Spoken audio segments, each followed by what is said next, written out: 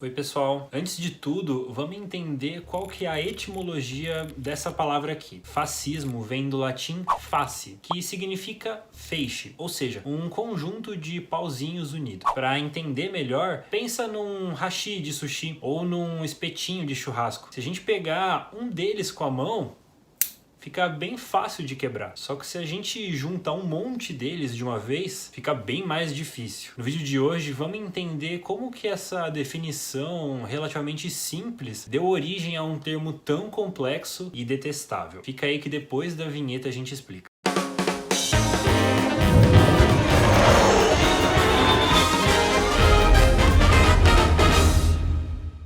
O feixe começou a ser usado como símbolo para a união faz a força desde a Roma Antiga e seguiu firme nesse propósito. Nos Estados Unidos, por exemplo, a clava, que é o símbolo do congresso deles, é formada por essa águia que fica na ponta de um feixe, no estilo romano. O feixe, inclusive, aparece até no verso de uma das moedas dos Estados Unidos. Claro que isso não quer dizer que o país seja fascista. O fascismo surgiu na Itália, no comecinho do século XX, graças a esse cara aqui, um jornalista chamado Benito Mussolini. Mussolini era fanático pelo Império Romano e queria recuperar toda aquela aura e glória do passado. O face, que nada mais é do que um feixe com um machado na ponta, era um dos símbolos do Império. Então, ele tomou isso para si. Mussolini partiu dessa ideia de união para dizer que todo mundo da Itália devia se unir sob os ideais dele, que hoje a gente entende como fascismo. Vamos entender cada um desses ideais. Em primeiro lugar, está a ideia de totalitarismo. No fascismo, o Estado é a entidade total, máxima, e está acima do indivíduo, muito acima. O conceito de liberdade individual não existe. Cada cidadão é um pauzinho da clava do Estado, e só existe para tornar essa clava mais forte ainda. E quem se opor a isso deve ser eliminado. O fascismo também é extremamente nacionalista. Mussolini queria de qualquer jeito resgatar essa sensação de grande nação lá do Império Romano, e com isso fazer com que os italianos se sentissem honrados em fazer parte de tudo aquilo. Só que tem uma coisa, esse ideal da grande nação não poderia ser alcançado por todo mundo. Para Mussolini, só os nativos da Itália teriam direito a isso. É como se para fazer parte desse novo e grande império era preciso ter algum tipo de pureza. É por isso que um Estado fascista é necessariamente xenófobo e racista, porque não admite estrangeiros, muito menos pessoas de outras etnias. Mas essas não são as únicas características do fascismo. Nos anos 90, o escritor Umberto Eco fez uma lista com 14 delas. Ele fala, por exemplo, do culto à tradição. Essa ideia de que o passado foi glorioso e que ele precisa voltar para que tudo fique bem. Era o que Mussolini achava do Império Romano. E é por isso que, por exemplo, não existe igualdade de gênero no fascismo. Nesse passado glorioso, só existe a família tradicional. O homem trabalha e a mulher cuida dos filhos. A homossexualidade, então, é um crime para um fascista e vai contra a pátria. Outra característica que vale citar aqui é a ideia de que a vida é uma guerra eterna e sempre precisa haver um inimigo. Em regimes fascistas, o governo está sempre procurando um bode expiatório, ou seja, alguém para colocar a culpa de todos os problemas. Isso serve de certa forma para justificar todo o autoritarismo do Estado, que estaria fazendo isso em prol da segurança da nação. O escritor George Orwell, que sempre tentou entender o fascismo, fez exatamente isso no seu livro mais famoso, 1984. A história se passa num regime fascista, governado pelo Grande Irmão, que vigia todas as pessoas 24 horas por dia. E esse governo faz justamente o que Umberto Eco falou, simula uma guerra mundial eterna para sempre se manter no poder. Para Mussolini, o inimigo era o comunismo, o regime que começou na Rússia em 1917, na época em que o fascismo estava dando os seus primeiros passos. A Rússia tirou os czares do poder e tornou ilegal a propriedade privada. Na Europa, havia o medo de que o comunismo se espalhasse para os outros países. Mussolini se aproveitou desse medo e foi ficando cada vez mais popular. Em 1922, ele virou o primeiro-ministro da Itália e a partir daí foi mexendo os pauzinhos para se tornar ditador vitalício. O fascismo acabou inspirando outros movimentos. Na Alemanha, um ex-cabo do exército chamado Adolf Hitler era um grande admirador do Mussolini e se inspirou nas ideias dele para criar o nazismo. Essa confusão entre fascismo fascismo e nazismo é uma coisa comum. Afinal de contas, os dois pregam a autoridade máxima do Estado, um ultranacionalismo e aquela crença de superioridade racial. O que a gente pode dizer é que o nazismo é uma versão ainda mais radical do fascismo. Para o Hitler, não eram só os opositores que precisavam ser eliminados, mas sim todo mundo que não se encaixava naquela raça que ele considerava pura. O nazismo, então, traz a ideia de eugenia, com um plano de extermínio para acabar com as outras etnias. Aqui no Brasil, o fascismo europeu inspirou um movimento que ficou conhecido como integralismo. Quem liderou tudo isso foi um cara chamado Plínio Salgado, que em 1932 fundou a Ação Integralista Brasileira. Esse grupo tinha basicamente as mesmas características que a gente já falou. Até a saudação nazista era a mesma, erguendo o braço direito. Só que ao invés de dizer Heil Hitler, eles diziam Anauê, que em tupi quer dizer você é meu irmão. Nada mais nacionalista na mente do Plínio Salgado do que fazer uma saudação num idioma ainda mais nacional que o português. O auge da Ação Integralista foi em 1936, quando o partido conseguiu eleger 20 prefeitos, 500 vereadores e 4 deputados estaduais pelo país. Eles conseguiram 250 mil votos naquela eleição. Parece pouco, mas isso representou 10% dos votos válidos naquela época. Depois da Segunda Guerra, vários escritores e pesquisadores tentaram definir exatamente todas as características do fascismo. Mas a verdade é que essa não é uma tarefa tão simples assim. Acontece que todo o movimento se baseou nas ações do próprio Mussolini, que definiu tudo meio ali no calor do momento, e depois nas bizarrices da eugenia alemã. Ou seja, não tem muita base teórica no sentido acadêmico da coisa. Uma das frases do Mussolini fala justamente isso: não temos uma doutrina pronta, nossa doutrina é a ação. O Umberto Eco sempre falava uma coisa: todas aquelas características que ele listou não precisam estar necessariamente juntas ao mesmo tempo. É por isso que muita gente considera que regimes como o do General Franco na Espanha ou do Salazar em Portugal também tenham sido fascistas. O regime totalitarista do Stalin na União Soviética também pode ser entendido como uma forma de fascismo, já que colocava o Estado acima de todas as liberdades individuais. Pois é, o fascismo é uma pandemia que teve início há muito tempo, mas pelo que a gente tem visto, ela ainda não foi exterminada. Que venha logo uma vacina. Se você tem alguma outra dúvida sobre esse tema, escreve aí nos comentários. Até a próxima.